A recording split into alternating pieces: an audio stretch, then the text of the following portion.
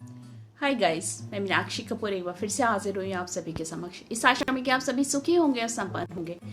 चलिए, आज मैं जो है फैमिलीज के बारे में ही बात करने आई हूँ। अक्सर जो है मैं फैमिली के बारे में ही बात करती हूँ, अपने रिश्तों को लेके बात करती हूँ, ताकि मेरी तरफ से थोड़ा सा कंट्रीब्यूशन हो सके किसी की लाइफ के अंदर। इसलिए मैं इन सब टॉपिक्स पर बात करती हूँ आपके साथ में, और आशा करती हूँ कि आप लोग भी मुझको ध्यान से सुनते होंगे और मुझे लोगों का लव प्यार सब मिलता है। लोग पर्सनली मुझे मैसेज करके फ़ोन पर, व्हाट्सएप पे या मैसेंजर पर कहीं पर भी मुझे बहुत अप्रिशिएट करते हैं, जो मुझे बहुत अच्छा लगता है। तो चलिए, आज मैं बस थोड़ा सा ये बोलने आई हूँ कि जो हमारा परिवार होता है, ठीक है, परिवार के हस्बैंड वाइफ होते हैं, तो हस्बैंड वाइफ के बीच में जो कहीं ना कहीं एक खटास आ जाती है, तो वो क्यों आती है और इसकी क्या ज़रूरत है? क्योंकि हस्बैंड वाइफ का रिश्ता एक ऐसा रिश्ता होता है कि इसके ज़रिए घर की जो सुख शांति होती है वो बहुत मैटर करती है उन दोनों के रिश्तों को लेकर। क्योंकि जब नई नई शादी होती है तो सब बहुत अच्छा लगता है। बोलते हैं ना, 4 दिन की चांदनी फिर अंधेरी रात। नई नई दुल्हन और नई नई गाड़ी 4 दिन ही अच्छी लगती है, बाद में वो दोनों चीज़ें पुरानी लगने लग जाती हैं लोगों को, ठीक है। तो ऐसा होना ही नहीं चाहिए, पहली बात तो। क्योंकि ये वाली बात सिर्फ एक लड़की के ऊपर लागू नहीं होती, ये चीज़ एक लड़के के ऊपर भी लागू होती है, एक हस्बैंड के ऊपर भी डिपेंड करता है कि घर की सुख शांति किस तरीके से बनी रहे, कैसे उनके रिश्ते बने रहें आपस में। क्योंकि वो दो अकेले लोग नहीं हैं, कोई दो अनाथ लोगों ने शादी नहीं की है, दो परिवारों की शादी होती है हमारे समाज के अंदर। तो बेटर होता है उन परिवारों की जो मर्यादा होती है उस चीज़ को बनाए रखना उन दोनों के ही हाथ में होना चाहिए। आपस में वो बिना बात में लड़ाई झगड़े करते रहते, कुछ चीज़ बुरी लग जाती है, अपने मन में लेके बैठ जाते हैं, एक दूसरे से डिस्कस भी नहीं करते हैं, लेकिन वो यहाँ वहाँ सारे में या तो बातें करते रहते हैं, अपने दिमाग में उसका फितूर बना के बैठ जाते हैं, कहानियाँ बना देते हैं। मतलब इतनी बड़ी बात ही नहीं होती है जितनी बड़ी कहानी उनके माइंड में जो वो है क्रिएट कर लेते हैं। और जब वो अपने माइंड में उस स्टोरी को क्रिएट कर लेते हैं तो उनका जो नज़रिया होता है एक दूसरे की तरफ देखने का, वो ही बदल जाता है। जो बातें किसी ज़माने में एक दूसरे की अच्छी लगा करती थी उनको, आज उन्हीं में उनको जो है कमियां नज़र आने लग जाती है, वही उनको चीज़ें बुरी लगने लग जाती है। वो सब क्यों हुआ? वो सिर्फ थोड़ा सा इसलिए हुआ क्योंकि उन लोगों ने समझदारी से उस चीज़ को हैंडल नहीं किया है। क्योंकि बहुत सारे इश्यूज होते हैं हस्बैंड वाइफ के बीच में, लड़ाई झगड़े के, कोई एक मैटर नहीं होता है। बेटर होता है कि दोनों को मिलके उस चीज़ के ऊपर ध्यान देना चाहिए। क्योंकि समटाइम ये चीज़ें इसलिए भी होती हैं क्योंकि जो लड़कियां होती हैं वो एडजस्ट नहीं कर पाती हैं आकर किसी के भी घर में, और जो लड़के होते हैं वो उसको समझा नहीं सकते, वो समझा ही नहीं पाते हैं कि आपको ये ठीक नहीं है, वो ठीक नहीं। क्योंकि अक्सर या तो लड़के कम्प्लीटली अगेंस्ट हो जाते हैं अपनी वाइफ के, वो उसको जो है अपने हिसाब से कंट्रोल करना चाहते हैं, या फिर लड़के कम्प्लीटली अपनी वाइफ के जो है ना पिछलग्गू हो जाते हैं, जो वाइफ बोलेगी वही करेंगे, फिर उनका दिमाग जो है काम करना बंद कर देता है। तो ये दोनों ही कंडीशंस ऐसी होती हैं जिसकी वजह से घर में जो सुख शांति होती है उसमें कमी आ जाती है कहीं ना कहीं। तो ये बैलेंस में रखना बहुत ज़रूरी होता है। और सबसे पहले तो जो घर का लड़का होता है, जो पति है उसका, जो हस्बैंड है उसका, ये उसको समझना चाहिए, उसको देखना है कि मुझे अपनी वाइफ के साथ में रिलेशन को कैसे मेंटेन करके चलना है। क्योंकि उससे भी पहले उसका एक परिवार है, उससे भी पहले उसकी ज़िंदगी में कुछ चीज़ें ऐसी, कुछ रिश्ते ऐसे हैं जिसका कि उसका दिल का रिश्ता बहुत गहरा है, जिनकी ज़िंदगी उससे जुड़ी हुई है। और अचानक से अगर वो लड़का चेंज हो जाता है तो वाइफ के साथ साथ घर के जो दूसरे रिश्ते होते हैं वहाँ पर भी उस चीज़ का असर पड़ता ही पड़ता है। बेकार में स्टोरियाँ क्रिएट करना माइंड के अंदर, एक दूसरे की तरफ से द्वेष भावना रखना, फिर क्या होता है इसमें? हस्बैंड हो या वाइफ हो, कोई भी, आजकल सोशल मीडिया का ज़माना है, सभी लोग सोशली एक्टिव रहते हैं, कहीं ना कहीं वो लोग एक दूसरे से डिस्कस करते हैं अपने घर के पर्सनल मैटर, जो अपने फ्रेंड्स के साथ डिस्कस करते हैं।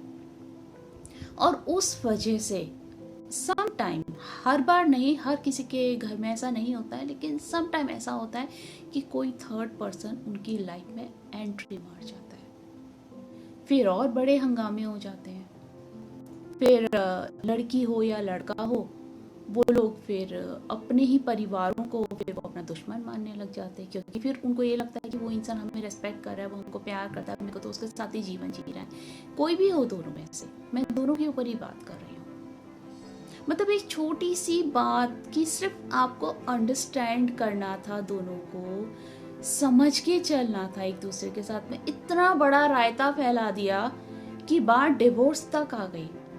डिवोर्स होने के बाद में फिर कोई थर्ड पर्सन जो आपके जीवन में आया था, फिर आप उसके साथ भी तो शादी करेंगे ही, क्योंकि जब तक बोलते हैं ना कि एक लड़का और लड़की गर्लफ्रेंड और बॉयफ्रेंड रहते हैं, तब तक बहुत अच्छा लगता है, बिल्कुल टीवी सीरियल की तरह या फिल्मी दुनिया की तरह लगता है। हर कोई राज और हर कोई सिमरन हो जाती है, दिल वाले दुल्हनिया वाली। लेकिन लाइफ फिल्मी नहीं है, लाइफ 2 घंटे की कोई फिल्म नहीं है, लाइफ कोई आधा घंटे का टीवी सीरियल नहीं है जहाँ पे अच्छी अच्छी चीज़ें हों, ड्रामा भी हो गया और उसके बाद में सब ठीक हो गया। End of the day TV में, सीरियल्स में, मूवीज़ में, किस्से कहानियों में सब ठीक हो जाता है। लेकिन हमारा जो जीवन है, हमारी जो लाइफ है, यहाँ तो हर रोज़ एक नई कहानी शुरू होती है और एंड ऑफ द डे उसको ठीक करना, सुलझाना आपके हाथ में है, हस्बैंड वाइफ के हाथ में है कि आप उसको कैसे ठीक करते हैं। आप प्यार था ना आप लोगों के बीच में, नफरत कैसे हो गई, कहाँ कमी रह गई आप लोगों में, कहाँ पे क्या हो गया, इस चीज़ पे ध्यान देने की बहुत ज़रूरी है। सिर्फ वाइफ की कमी नहीं होती है, बिकॉज़ जब एक लड़की शादी करके घर पे आती है तो उसका पूरा जीवन बदल जाता है। उसके लिए थोड़ा एडजस्ट करना काफ़ी डिफ़िकल्ट हो जाता है एक लड़की के लिए। लेकिन लड़का अपना मायका छोड़ के, अपने पेरेंट्स का घर छोड़ के लड़की के घर जवाई बनने नहीं जाता है, तो उससे ज़्यादा एक लड़की को प्रॉब्लम होती है। तो उस लड़की को समझना भी ज़रूरी होता है, उसको खुद भी समझना ज़रूरी होता है, और उसका जो हस्बैंड है, उसका जो परिवार है, उनको भी समझने की ज़रूरत होती है कि उसको समझाओ, उसको तौर तरीके घर के बताओ कि हमारा ये सिस्टम है घर का, आप करोगे तो अच्छा लगेगा। और लड़कियां होती हैं, उनके अंदर तो खुद से भी ये चीज़ होनी चाहिए, क्योंकि बोलते हैं ना कि जब नई नई शादी होती है तो एक अलग ही इमोशंस होते हैं उनके अंदर। तो सिर्फ वो इमोशंस सिर्फ हस्बैंड के लिए नहीं होने चाहिए ना आपके, कि आपका हनीमून पीरियड चल रहा है तो उसके बाद में आप हवा में घूम रहे हैं, आसमान में घूम रहे हैं, ऐसा नहीं होता है।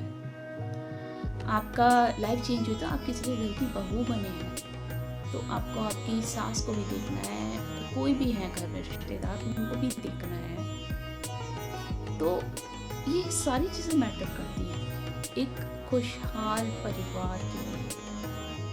तो बेटर है कि आप ध्यान दीजिए, आप अपने उन पलों को ध्यान दीजिए, कब आप मिले थे, आपके बीच में कैसा रिश्ता था, आपके बीच में कितना प्यार था, और आपने कितने सारे सपने लिए थे। क्योंकि जो वर्डिंग्स होती है, वर्डिंग्स बहुत इंपॉर्टेंट होती है लाइफ के अंदर। शब्दों पे ही दुनिया चलती है, शब्दों पे ही किस्से कहानियाँ चलते हैं, शब्दों पे ही नॉवेल्स लिखे जाते हैं। हमारे जैसे जो राइटर होते हैं, वो हर किताब के हर पन्ने के, हर लाइन के, हर शब्द में एक कहानी लोगों के सामने दर्शाते हैं। तो ऐसे ही आपके घर के क्रिएटर भी तो आप ही हैं, आपके रिश्तों के क्रिएटर भी तो आप ही हैं, आपके रिश्तों के राइटर भी तो आप ही हैं। थोड़ा ध्यान दीजिए उसको। सब अच्छा रहता है, सब चलता है, लेकिन इतना है कि अपने दिमाग में किससे कहानियाँ बनाते रहो, मन मुटाव लेके बैठे रहो, हस्बैंड वाइफ से, वाइफ हस्बैंड से जो है एक दूसरे को लेकर चिढ़ने लग जाते हैं। वाइफ को भी थोड़ा प्रेजेंटेबल रहना चाहिए, क्योंकि शादी से पहले तो वो किसी फिल्मी हीरोइन की तरह खुद को जो है कैरी करती थी, शादी के बाद वो बिल्कुल घर की सर्वेंट जैसी हो जाती है।